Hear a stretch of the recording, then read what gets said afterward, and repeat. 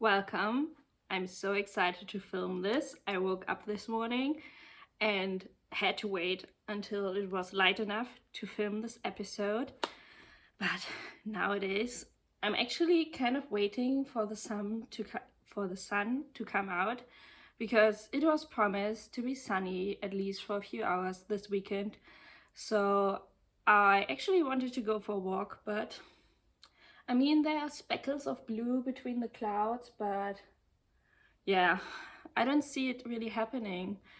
It's kind of sad, but we will see. I mean, right now I'm filming this, so maybe afterwards. Yeah, I feel really productive because I just posted the last episode 2 days ago, and here I'm sitting again, but I'm in a real filming mood. Great start into the year. I hope you are up for watching this.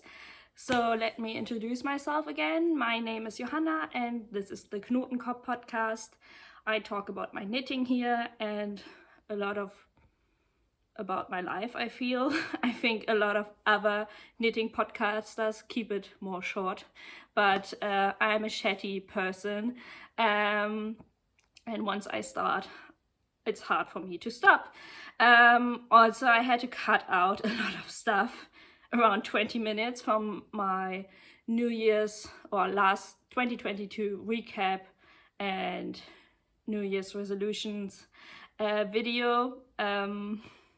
This is also why some of the things didn't make really sense in the end. Yeah, because I had trouble exporting it. Same as usual.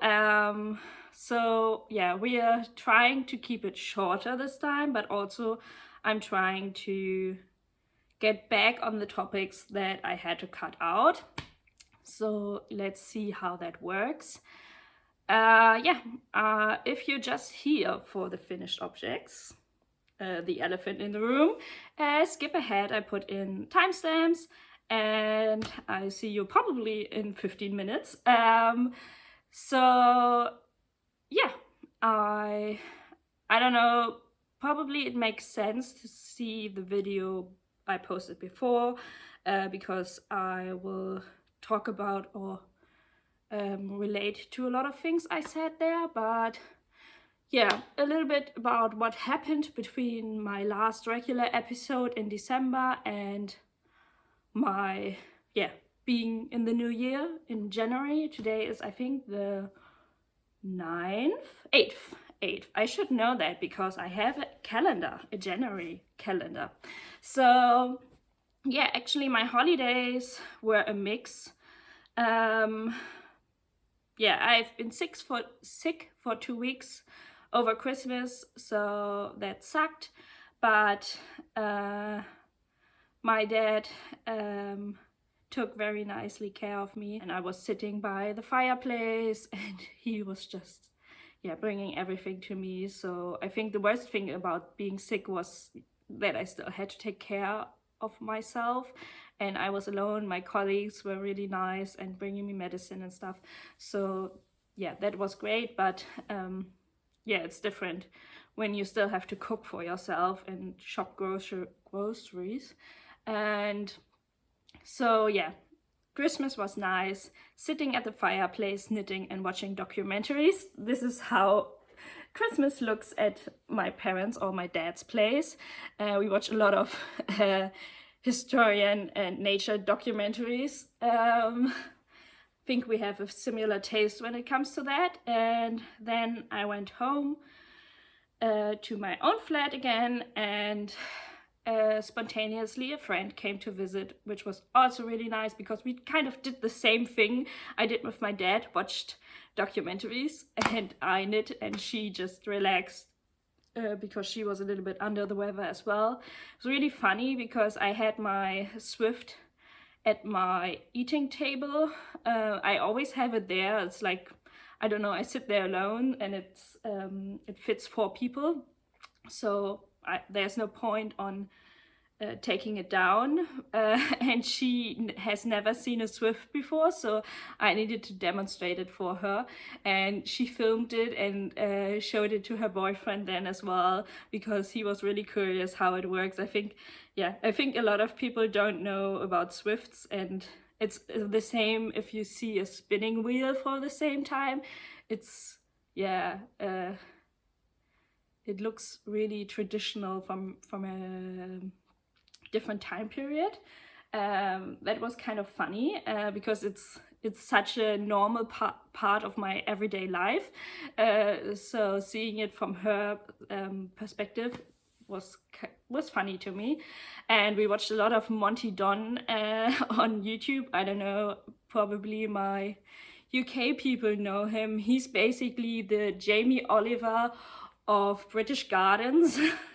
And I had to watch a lot of his videos for my exams in landscape architecture, and she's really into gardens as well, and he's the best.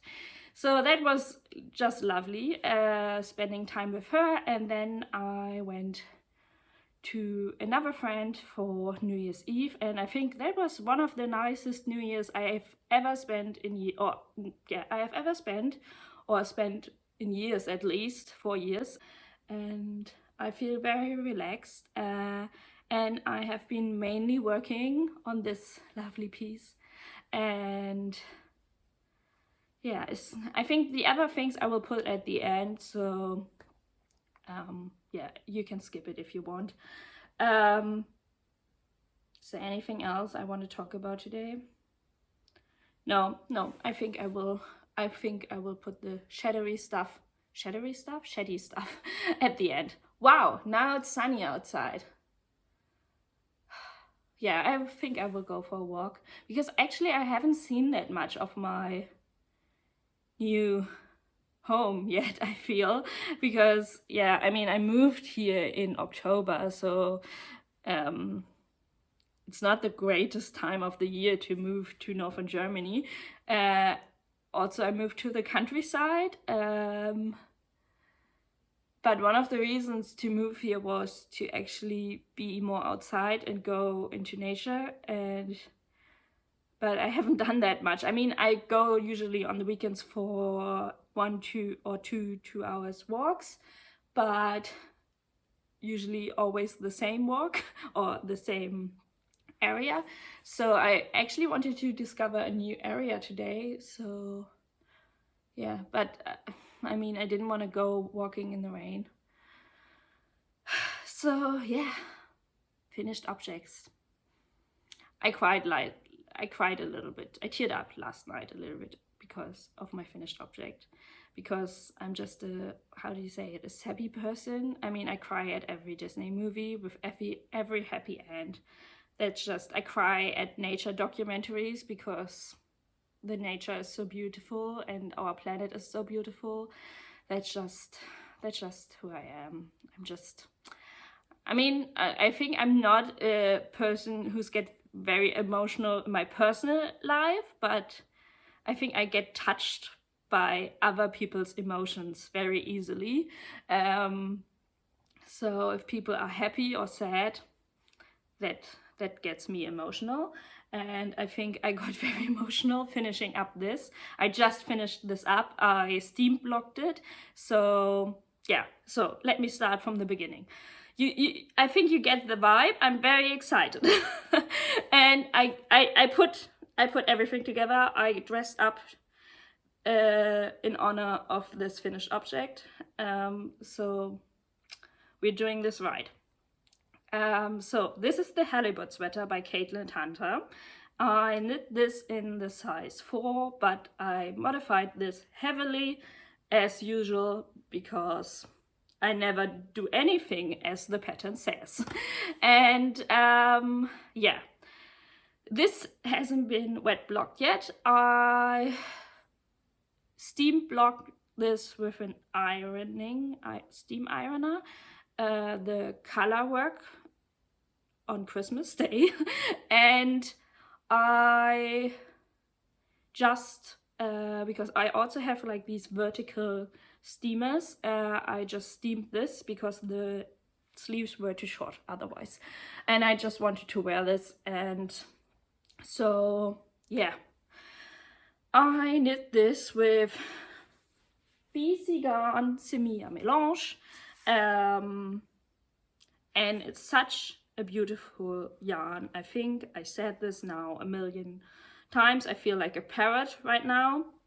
And yeah, these are the color names I put on the screen. I still have 2 skeins of the blue left and nearly 1 full skein of this cream color.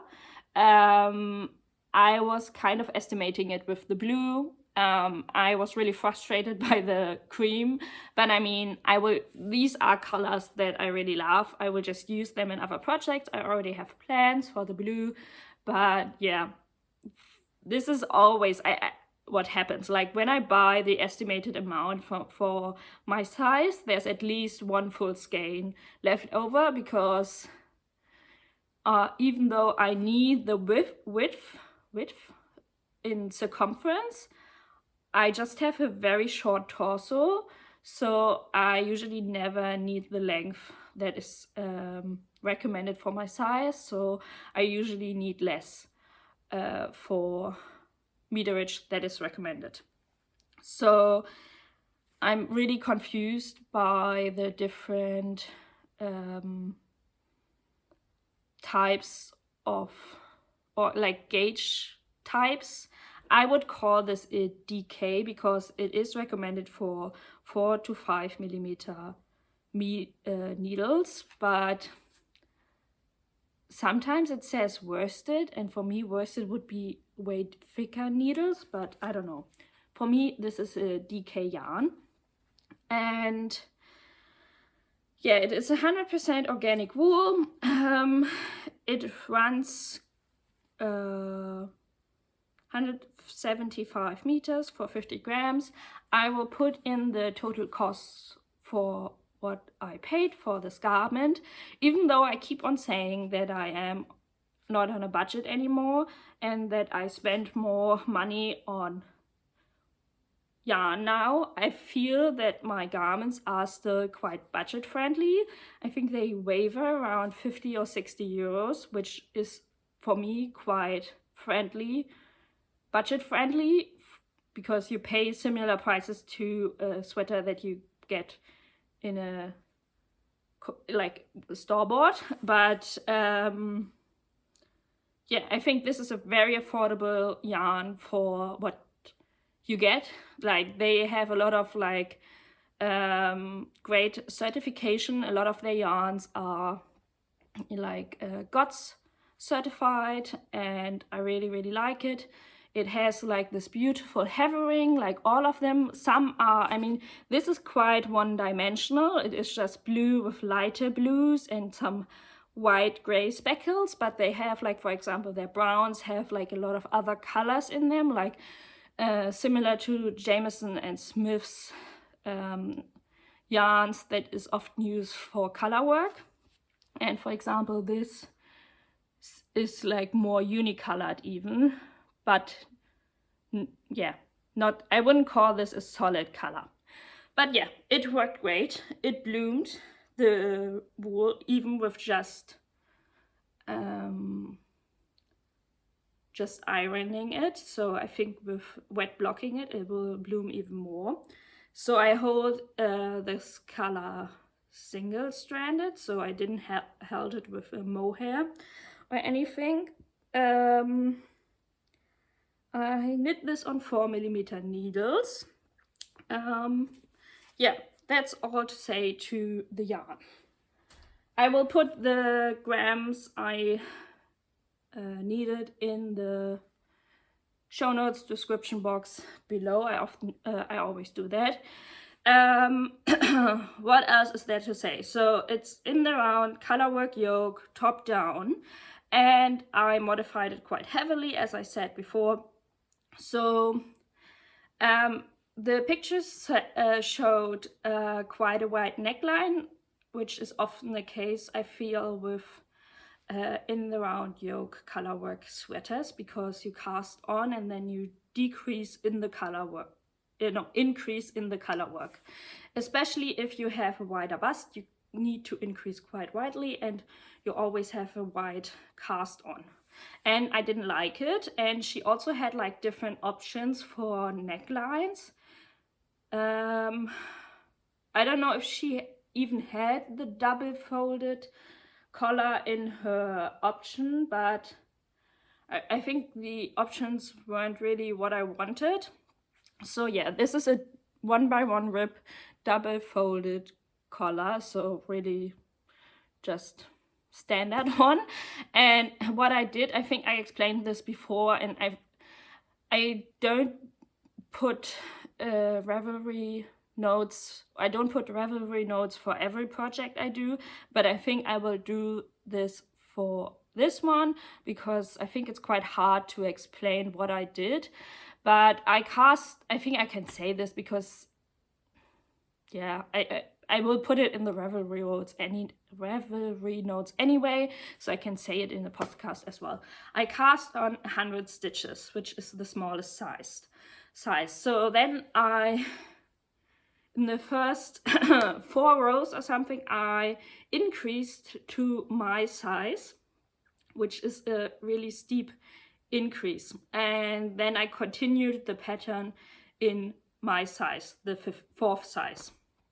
And the 100 stitches were still quite wide for my taste. I think you can see it in my last regular episode, which I will link here. I put it over my head there. And so what I did, I picked for the neckline just 90 stitches up. So what did I do? I did like 10 1 10 1 or 9 1 9 1. I would just put the rhythm in here, and that resulted a little bit in bunching. I think you can see it a little bit still here, and a lot more on the back. I don't know how well you can see that. I don't know how much you can see because I can't see right now, but yeah, I think you can see. I think I can't see it from the front, so I have never seen how my back looks. And if I sit still, you can't see it. And this hasn't been even wet blocked. But I think if I move, I see this bunching up a little bit. So we will see if it disappears completely with wet blocking, but I don't mind it because it isn't that visible in the front, and I don't care how my back looks. And I like how the neckline sits in the front, so that's all that matters. And what else? I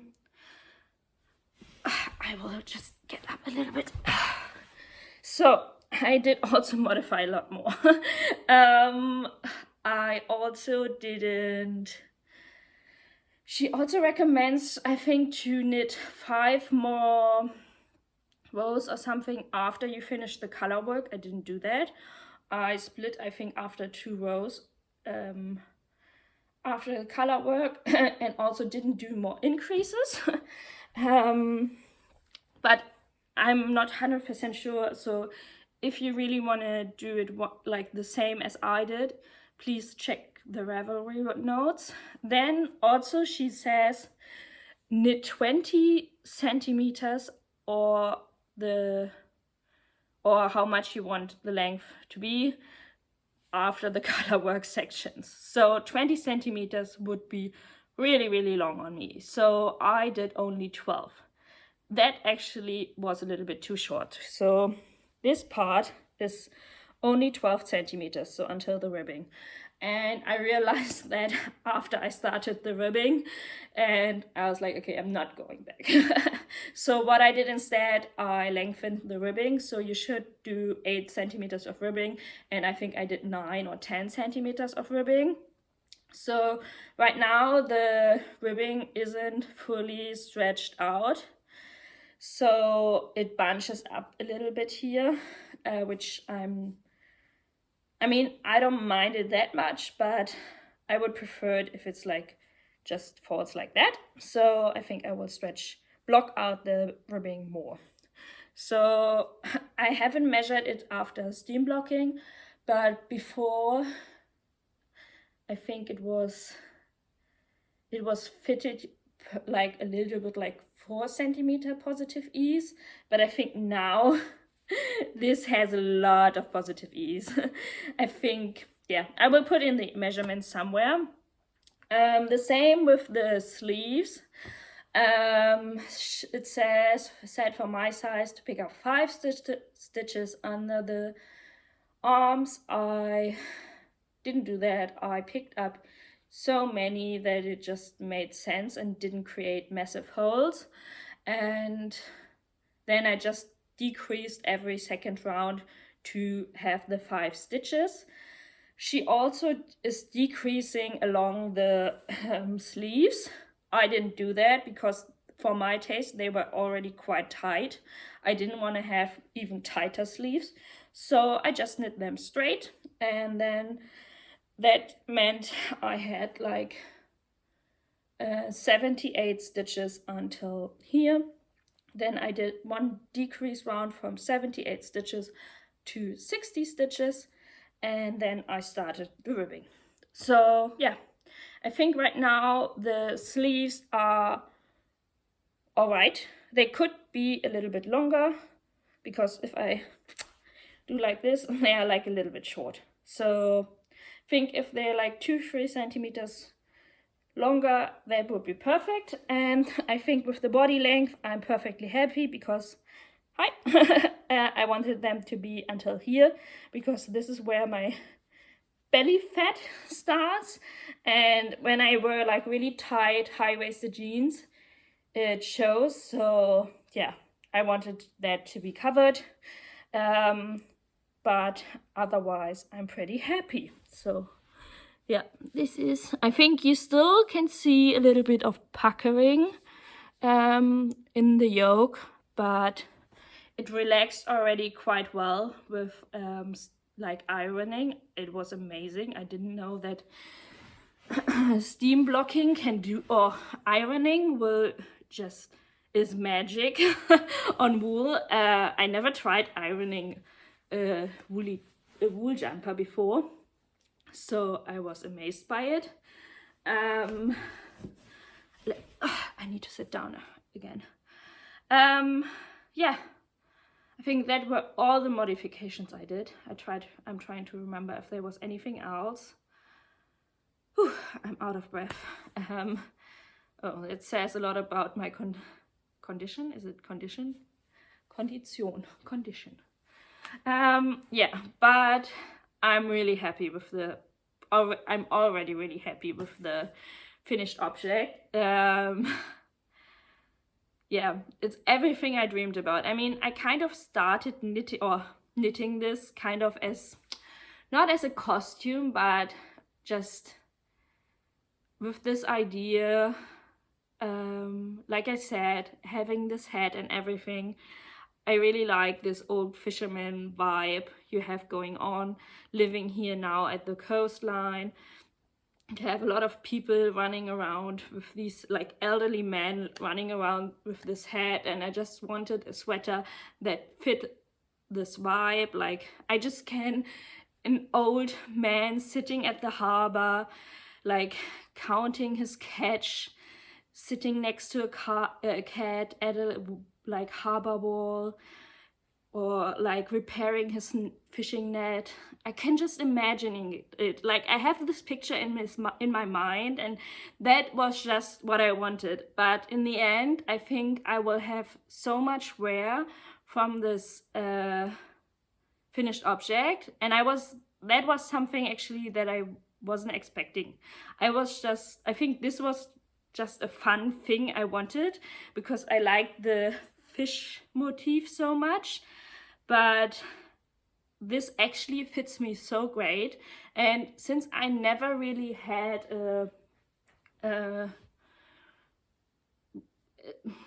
I'm not counting the espace tricot cotton mohair experiment thingy, in the round yoke color work project before, or sweater.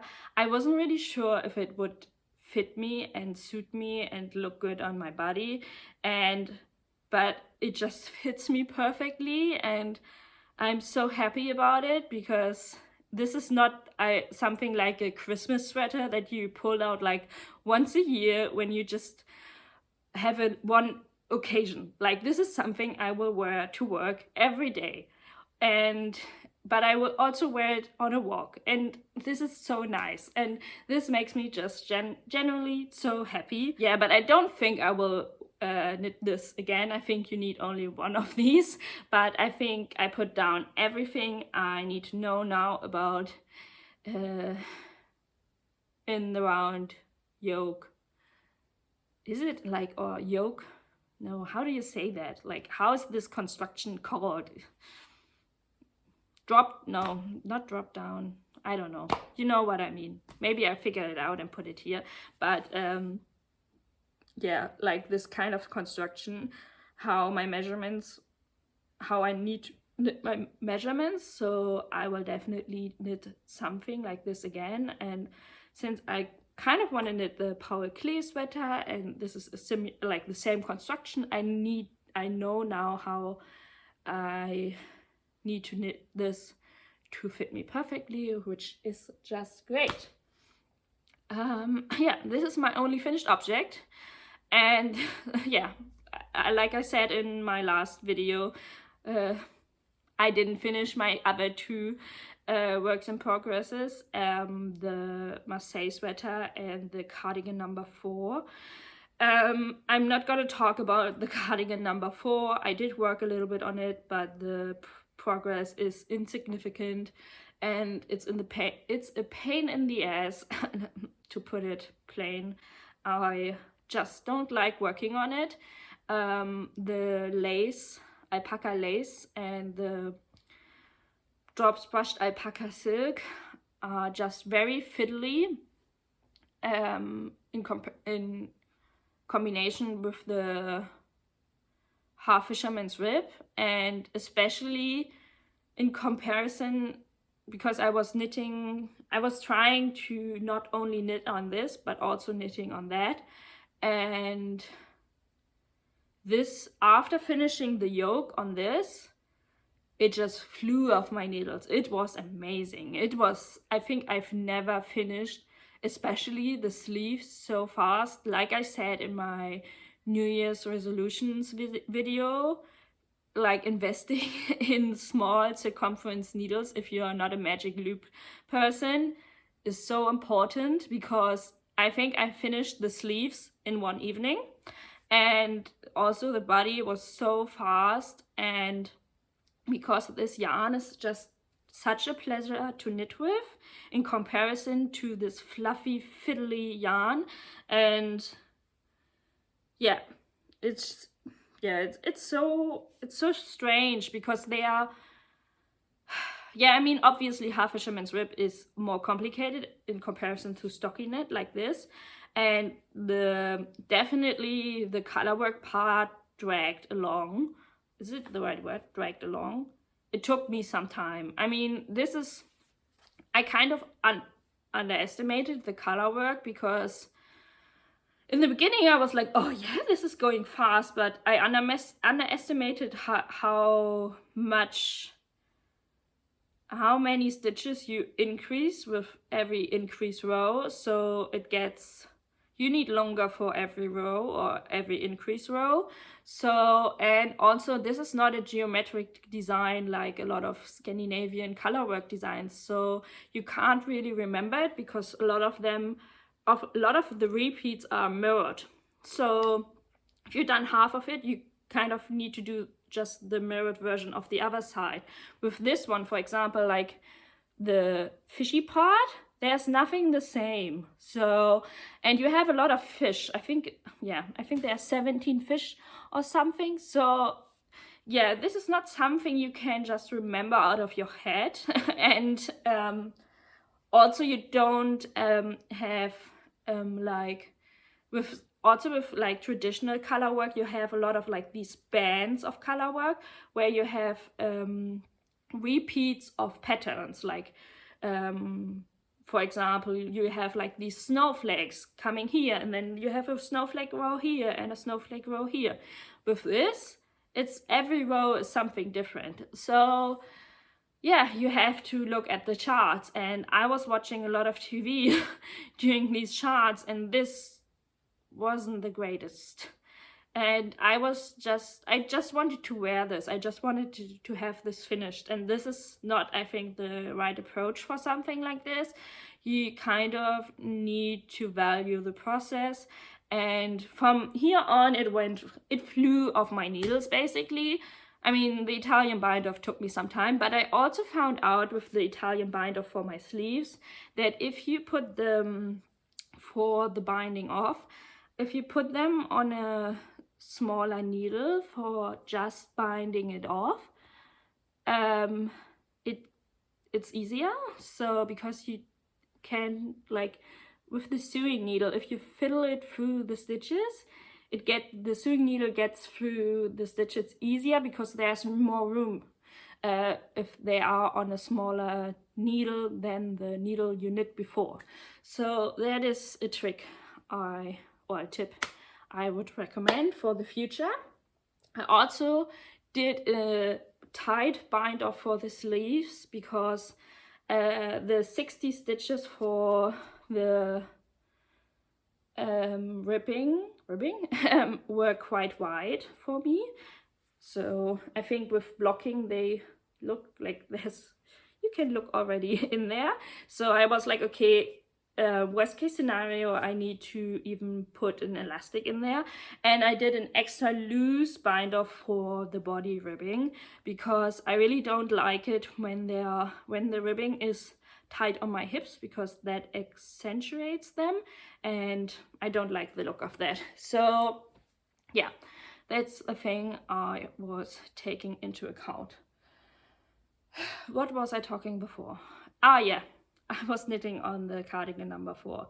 So yeah, but I'm gift knitting that, so it needs to be done, and I still want to gift that to that person, and I'm already halfway through the body, but it's just right now I'm just not enjoying the process, and I'm really dreading picking it up. When I'm knitting on it, it's all right, but I'm always preferring picking up something else, so it's not going that well with that one. The other work in progress I'm having right now is the Marseille sweater, or how I'm calling it, the Bauhaus sweater, because I mean, I'm using the pattern of the Marseille sweater, but it's not going to look anything like the Marseille sweater. So I definitely made progress on that one. Feel like I'm losing stitches. Putting that on here. So last time I think I only did I even split for sleeves then already? No, not split for sleeves. Joined in the round. I don't know. This is always so tedious to show.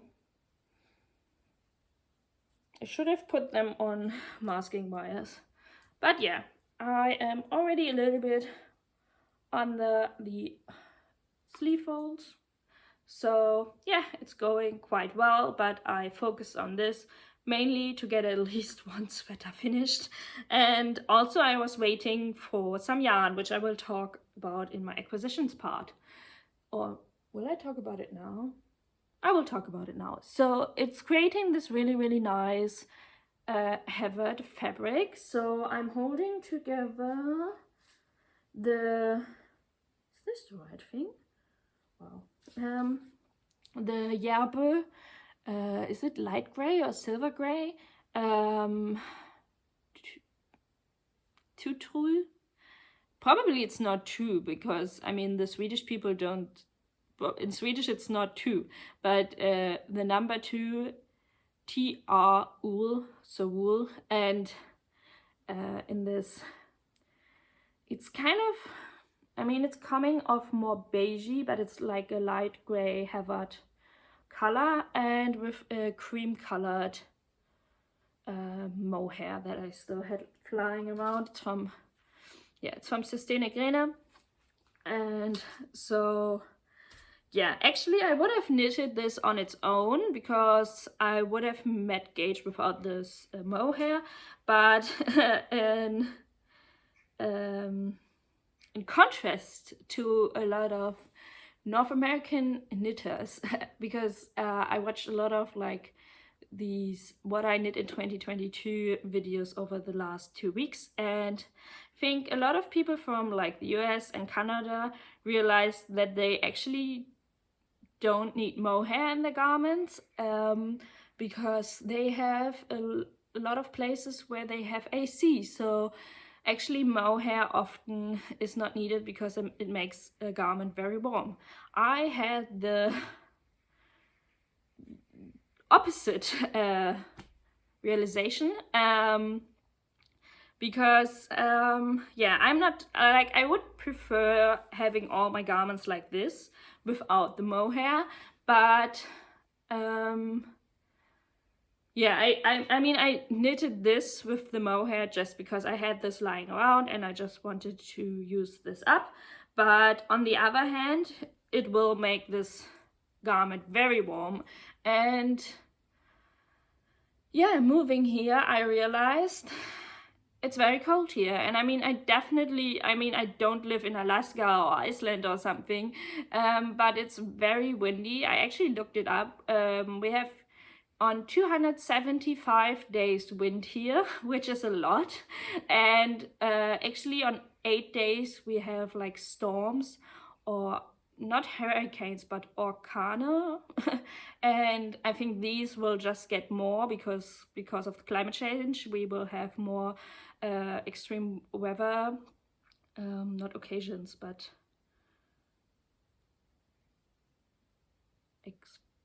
ereignisse. I will put the word in. But yeah, so it's always very, it's extremely windy. That's what I wanted to say, and I like it. That was one of the reasons why I moved here. It makes me feel alive. I really enjoy it. Yeah, I don't know, it's weird. I really like when it's windy. But yeah, you need warm clothing, and it rains a lot here. So it's a wet, windy place where I live. The temperatures don't drop a lot, but this means, yeah, the cold, or the wet cold, kind of creeps into your clothing a lot. And so you need really good warm clothing, and I don't think you need to have a mohair to achieve that. This is also the reason why I'd want to try out Manchelope from Wool Dreamers, because as far as I heard, like unspun yarn can achieve a very warm fabric as well, so that's why I'm really curious to try that. So yeah, but I think using mohair is very good for that as well. Also, it adds to the longevity, I think, to a fabric, because it helps with peeling. So that's nice if you spend a lot of time knitting on it. And I don't know, I won't knit every garment now with mohair. I still have a very, like, sometimes I like it, sometimes I don't. I definitely won't buy Drops mohair anymore because I generally don't like the brand anymore, and I really don't like the mohair that much. But I'm definitely using up the mohair I still have, and I got Knitting for Olive mohair, which I bought for this garment because, like I said, I am calling this the Bauhaus jumper, because I have this idea of integrating color into it, and I liked this edge of color in the ribbing of my Nord pullover, and wanted to integrate this into the Bauhaus pullover as well. Then I went back onto my Pinterest and found this really cool design. I think it is just a store-bought jumper. You can, I don't know, even know the brand. I will just insert the picture where they had like this really cool thing in the ribbing, and I thought, okay, this is really cool, I would like to do that as well. And I came up with an idea, and I sketched. I haven't done that. I will do that in future. Me will sketch this, and I will put a picture in how I imagine this jumper will look like. And that was the reason why or one of the reasons why I ordered on Knitting for Olive to get the mohair. And where is it? So, like I said, I wanted to use primary colors. No, not primary colors. Primary colors are not blue, yellow, and red, but they are different colors. Base colors they are called. And so yeah, blue, yellow, and red. And I always wanted to try out the Knitting for Olive yarns, and especially their mohair. So I already knew that I would at least have some blue left over from this, so I knew I wanted to use that up. I still have some yellow left over from my coloring book tee. This is the Sandnes Garn Sunday. So this is fingering weight, but I will just hold it double. And the same goes for the same. I also have some Sunday from my still unfinished hat, but I will definitely have some left over from this as well. So I have blue mohair from my jumper from Espace Tricot, so I didn't need blue mohair. I just gonna use this up. So I mean, it's not identical, but I just wanted to use that. I wouldn't have, if this didn't have already mohair in here, I wouldn't have gotten extra mohair for it, but I think it would look weird if the ribbing suddenly didn't have mohair in it. And so yeah, I will just use this mohair for that. So let me put that one up. And where's my yellow? Then I got this beautiful Knitting for Olive mohair in Dusty Honey to pair with this, and I think this is just a perfect, I mean, it's not a perfect match, but I think they are really in the same color palette, even though this is a little bit lighter, but I think it looks beautiful. And then I got, I don't know how this is called,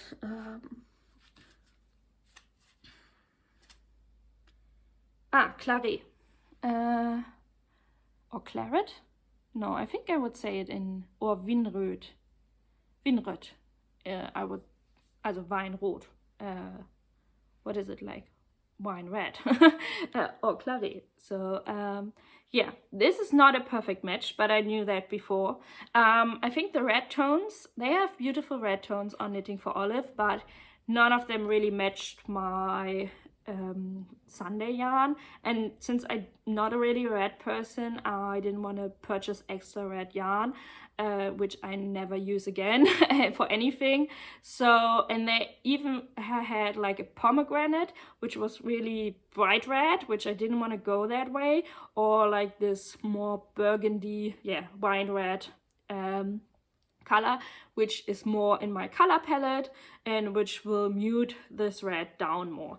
So I will try to hold all these up to give you an idea. So this will look like that with the mohairs on this jumper. Oh god, this is probably the worst. I will try to take nice pictures of this, but yeah. So this is a very muted version of base colors, and these are definitely more like the colorful version. So the mohair will definitely mute these down. So I will just integrate the colors in the ribbing, but yeah, I'm really up for it. I'm feeling colors right now. So yay colors. And this is definitely the softest mohair I have ever felt so far, even though the blue one is by far the most expensive one I have ever bought. And I would still say this is softer. Yeah, this is from Rico Design with the super long name that I won't repeat. But yeah, I could imagine continue buying this from, if I want to integrate knitting for Olive, I will continue this. But I have to say I was surprised, because in the end because I ordered directly from Knitting for Olive and I had to add up extra customs at the end, and I didn't have to pay the customs at the postage, but when checking out at the website of Knitting for Olive, they add up the customs, and that added up a lot. That was like nearly 20 euros more then. So I could have just ordered it then also through a German website. But yeah, I mean, it's all right. I think you get really good quality for what you pay with Knitting for Olive. So, and it's a great brand. They have, I don't know if they have like eco certification, but they have definitely like animal friendly certification. So that's great. So that's the only thing I have mainly working on. The other thing I've been working on is a gift knit. The only gift knit I was supposed to, or I wanted to do for Christmas, I was originally planning to do socks. I will insert a picture of it. I started them while being very sick, messed up the heel, wasn't like nearly knitted them, or finished nearly one whole sock, didn't knit the toe, wasn't really happy with how they were looking, wasn't really motivated to knit the second sock, and then just forked them and decided to knit the friend, not socks, but the Claudia gloves from Icy or orsaknits, how her Instagram handle is. So, and the colors I wanted to knit them is, oh my god, it's so bright on this camera. So yeah, I originally just wanted to use this red, because yeah, I don't use this red, but my friend really likes red. But I don't have enough of the red to hold it double, because it's light fingering yarn, so it wouldn't work for the mittens. So I said, okay, I will do the ribbing in a gray. This is Baby Alpakka by Sandnes Garn, and I don't really like it, so I thought, okay, this is a great combination. Okay, this is not the nice, this is the nicer side. So I'm at the increases. I think she actually would like it a lot. She's actually knitting in the same color herself, her first head right now, but this doesn't really fit. But I mean, it's not that she's holding them next to each other. But yeah, I already told her that yeah, they weren't obviously finished at Christmas, so I was like, okay, I will send it to you, because I wasn't really motivated. And then I decided I'm not pressuring myself to gift knit anything anymore, because I think my friends are really relaxed about it anyway, so why stress about it? So I need to take a sip. Before we get into the rest of my acquisitions, after getting this off my needles, I think I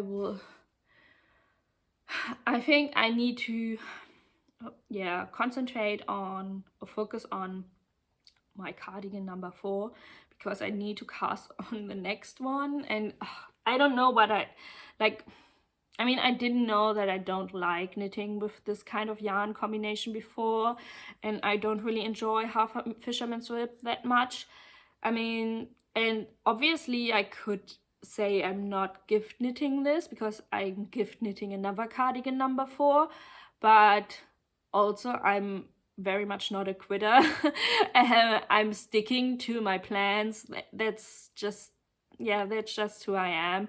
And if I put my mind on something, I'm just pulling through. Is it how you say it? So yeah, the next one, I think I've shown this the last time, I think in August or something. So yeah, I promised my sister a cardigan number 4 as well, and I think it will suit her style very well. So this is also the reason why I won't change the pattern or anything. So I still have the swatch because so yeah, can you see this?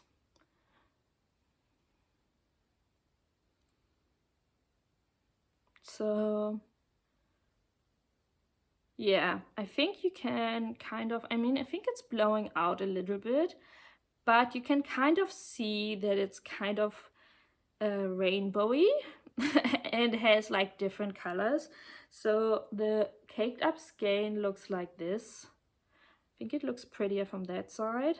And yeah, I'm holding it as well with like this cream colored brushed alpaca silk, so it's muting down the color, but you still can see. So this is why I'm calling so this is a silk mohair, hand dyed, and so this is why I'm calling it all the time the candy cotton cardigan, because this basically looks like if you get like this, how do you say it? Zuckerwatte, we call it in German. Like is it candy cotton? On when you go on a Jahrmarkt, and I knew that word in English, but and sometimes they do it in rainbow colors, and I think this is what this cardigan will remind me of.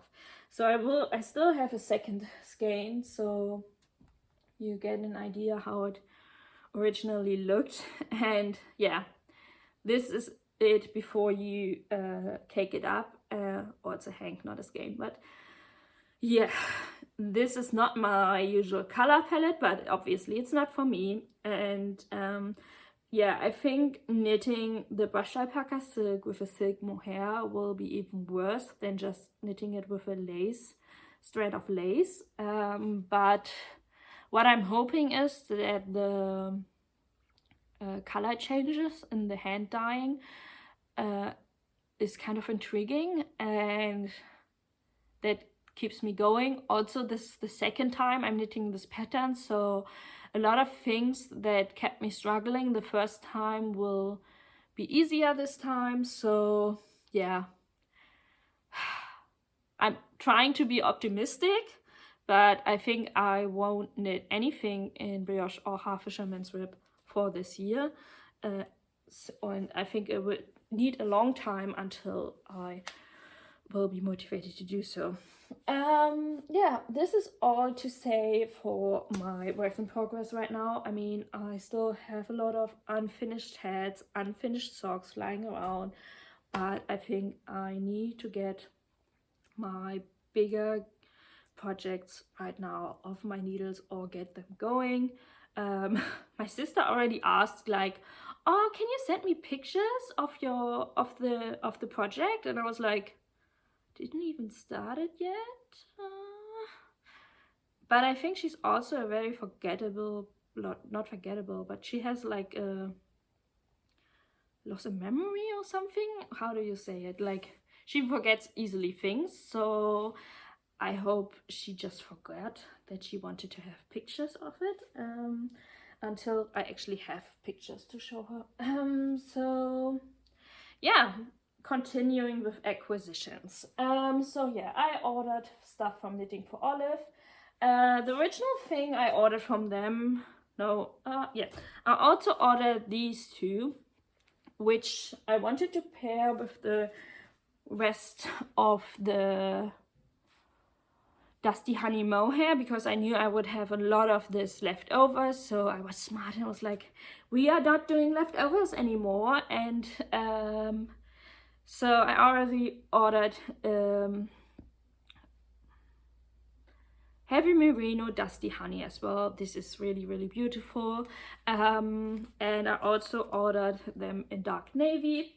I originally planned to do a 2-colored hat, and just got the weekend hat or weekend hoo, however you say it, from PetiteKnit, but I don't think I will do that, and I think I actually will use these colors in my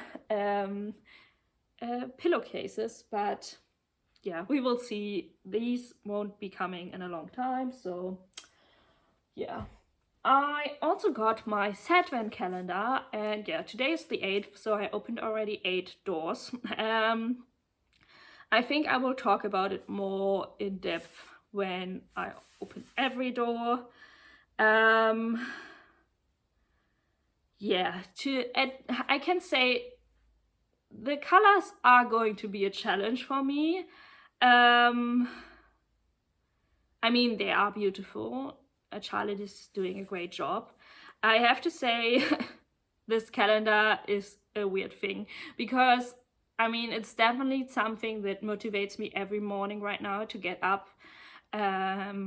So I think, and it's funny because I haven't had a calendar since, I don't know, at least 5 years or something, 6 years. So it feels funny and weird, like being a child again. And it's so nice to get up and open a wool package every day. It's like having a wool order every day. And I think so the concept of a Advent or January calendar is so nice, especially like after Christmas. But yeah, I think the colors are definitely out of my wheelhouse. I think that's how you say it. So they are going to be a challenge to integrate into my wardrobe. I mean, there's purple in it. I think I don't even own anything purple. I think Disney ruined purple for me, like all the evil stepmothers. Yeah, but I'm accepting that challenge, and I don't see it as something negative. It's a challenge, and also like I love the detail she puts into it. Like, first of all, it came beautifully packaged. I love her logo design. She posts every day like lovely descriptions of the colors with really great book recommendations. So that's really, really nice. And I've been starting some of her fantasy book recommendations as audiobooks, so thank you for that.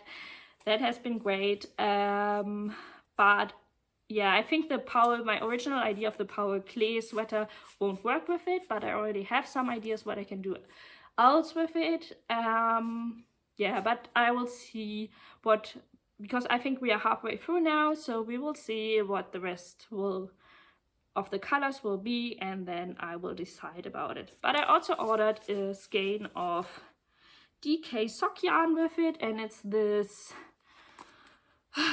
it's Donegal DK, hand dyed in Scotland from Charlotte, and it's the color Haar or Mar. I don't know if that's an H or an M, but yeah, it's like this beigey light brown color with like black, brown and white speckles in it. It really reminds me of like a cookie or cookie ice cream. And yeah, I'm definitely knitting some DK socks from it for me, so really liking that one. But this is definitely not the color palette her calendar is in. So yeah, so I will insert a picture of the 8 skeins I have so far.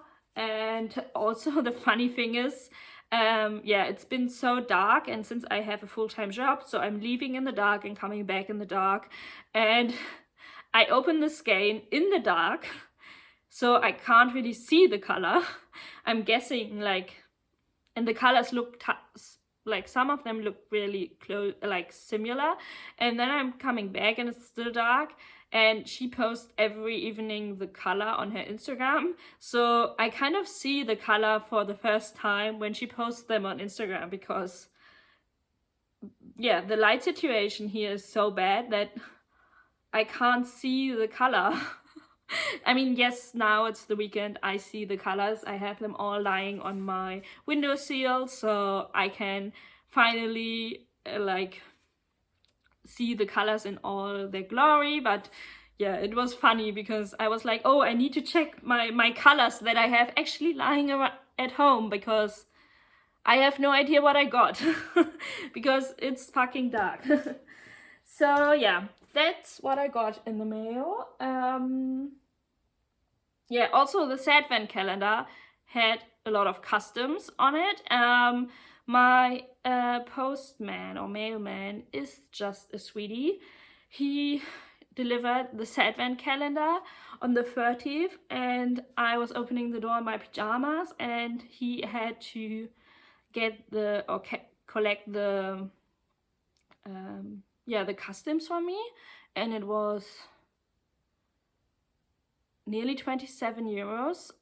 That's because they also have a fee for paying in advance the customs. So that was 6 euros just for paying in advance the customs for me, which is like, I don't know, I think it's kind of shit, but that's what Brexit means, and I didn't think about that before, because I think other things I ordered before customs were included in, because I ordered things from big brands before. So yeah, but I didn't have any cash with me, but I know him now really well because I order a lot of things, mainly yarn, but also interior stuff. So yeah, I think we are buddies now, because we also have an arrangement, because most of my parcels come when I'm not at home, because I have a full-time job, and which doesn't include home office yet. And so he is leaving the parcels at the coffee roastery, which I'm living above, or at the parcel station, which is on the opposite side of my flat. And so he was like, oh yeah, but you can just go and catch, like, go to the cash machine and pick up some money. So he went with me, and then it was the problem that obviously they didn't give out like the exact same, like they get like big money, so paper money and not coins. So I had to go to the next shop and asked if they can change it, and he was just sitting there and waiting for me, and I was so excited to get the parcel. I didn't even think about me wearing my pajamas and my slippers, because I just live across the street, like, and it's all pedestrian area and everybody knows me, because I just, like, everyone gets my parcels for me. And so I was running around the pedestrian area on a Saturday morning where everyone is busy, it's farmers market day, in my slippers and my pajamas with greasy hair. He was sitting there and waiting for me. It was, he's a darling, like, oh my god. And then he was like, he didn't get why there was such a high custom on there, and so I needed to explain to him why I have to pay customs for the UK now. And then he was wondering why it took so long. Then I had to explain him the postal strikes in the UK and generally the changes in the UK over the last years. It was so funny to me. So now I have the feeling I have like a really deep connection to my mailman. So yeah, but it's good to know your mailman, because I think he at least brought me 4 parcels since New Year's. So I don't know what he thinks of me, because I order a lot. But I live in a small town with with no yarn store and a lot of shopping options, and I have a specific taste, I would say. So I would rather order something online that I value and use for a long time than buy something here that I don't like. Something else in the Knitting for Olive order was this beauty, because like I said, the February birthday girl is getting the striped overload pullover. So, but I'm not doing like the usual stripes all over, but I'm more doing a plain version. And I'm doing it for the first time ever, doing something in the recommended yarn, because actually it was a good yarn recommendation and I wanted to try it out. And it's Peruvian Highland wool from Filcolana, and I'm using in hunter green. So these are not a perfect match, as you can see. So this is more of a bluish green, I would say, more like your typical Christmas tree. And this is more moss green, like dark moss green, like more of a yellowish dark green. So, but I think in combination they will make the perfect dark green. I'm very specific when it comes to dark green because dark green is my favorite color. So yeah. And yeah, my friend, she's really into the posh British style. So we have both Barber jackets, and yeah, generally Burberry was like, we had a huge Burberry phase, and yeah, that's generally something she likes a lot. And so like the aristocratic, I own land and Land Rover and I don't know, several hunting dogs, a horse and a castle on the countryside style in the UK, but in a cool organic hipster way, if there's a version like that. So yeah, and so she's really into Fred Perry, if that says something to you. I will insert a picture. So I think that's all. I don't know if Fred Perry is actually a British brand. But I think also that's a trend in the UK, like this. I don't know how you, but it's also a trend in Berlin. This sporty hipster look. I don't know. I don't think I'm up to date with all the trends, so I don't know. So I thought, generally she likes a lot of polo shirts. She has polo dresses as well. So I thought I would make her a dark green polo sweater or jumper and do like a cream colored stripe. Because I saw a version of the striped overload polo with like a one stripe here and a one stripe as like a t-shirt version here, but she will get a long arm version because she just complained about not having long or warm enough jumpers. So I don't think she needs anything thin or short. So this is going to be the color combination and then a cream colored stripe. And yeah, but I think she will get like a pullover or jumper kit, like I mentioned in my former video, because I won't be able to knit this until second half of February. But I got all the yarn and this is so soft. This is going to be so cozy and I hope she's going to love it. And also she has a sausage dog, so, and a horse. So I think with this, the look is complete. and a Barber jacket. But actually hers is khaki colored, so this might not fit, but she has other jackets as well, like plaid ones, like a plaid parka, so that would actually look very well to this, fit very well to this. What else? Did I buy even more? No, I think we reached the end of my acquisitions. I think I need to stop this here. One of the things I had to cut out was the story about my holiday plans. While so probably that was the reason why it didn't make any sense when I was asking for recommendations for Cornwall in the end. So this is the first year I have paid holidays, and I have a lot of paid holidays. And yeah, like they want me to start planning because my colleagues need planning, and I am a little bit overwhelmed how to plan a whole year of holidays with a lot of holiday days.